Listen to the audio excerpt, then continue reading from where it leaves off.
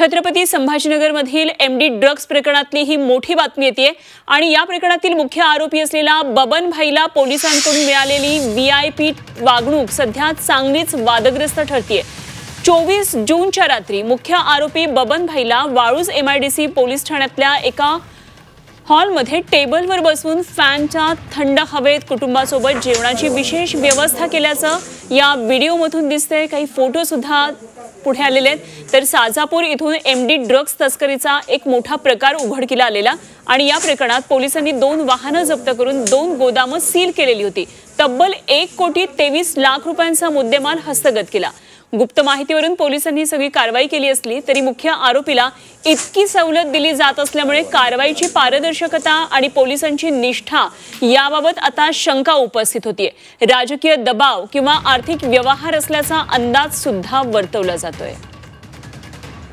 छत्रपती संभाजीनगरमधून ही अत्यंत धक्कादायक अशी दृश्य आहेत। टेबलवर बसून कुटुंबियांसोबत जेवणाचा आस्वाद घेणारा मुख्य आरोपी आहे। आरोपीला पोलिसांकडून एवढी सवलत का दिली जाते असा प्रश्न आता उपस्थित होतोय। आमचे प्रतिनिधी विशाल करोळे आपल्याबरोबर थेट छत्रपती संभाजीनगरमधून जोडले गेलेले आहेत। विशाल, अत्यंत मोठी बातमी आहे। आरोपी बबन भाई हा मुख्य आरोपी आहे आणि व्हीआयपी वागणूक त्याला दिली जाते आणि ही वागणूक सध्या चांगली चर्चेत आलेली आहे। काय नेमकं पोलिसांचे काय लागेबंध आहेत का अशाही प्रकारच्या चर्चा होतात? काय पुढे तपशील आहेत?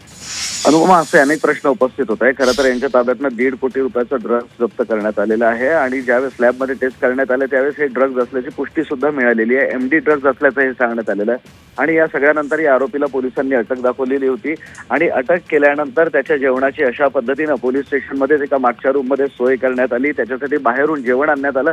इतकंच नाही तर त्याचे कुटुंबीय काही त्याच्यासोबत जेवताना होते असं सुद्धा सांगण्यात आलं।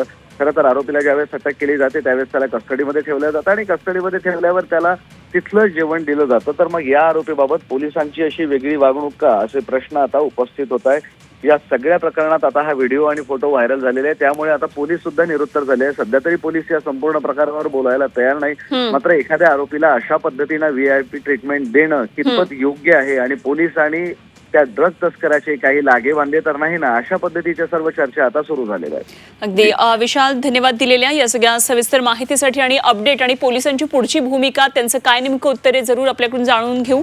तुर्तास धन्यवाद दिलेल्या माहितीसाठी। विशाल करोळे आमचे प्रतिनिधी आपल्याबरोबर थेट छत्रपती संभाजीनगरमधून होते।